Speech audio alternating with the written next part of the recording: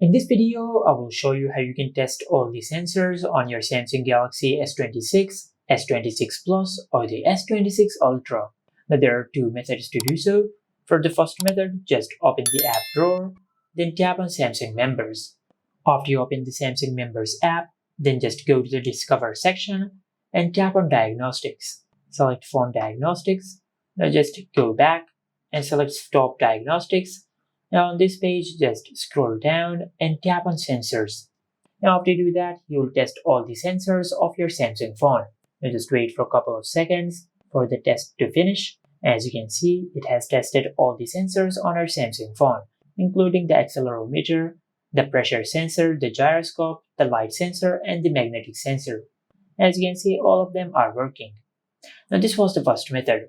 For the second method, just go to your home screen and open the phone app, and from here just dial this *#0*#.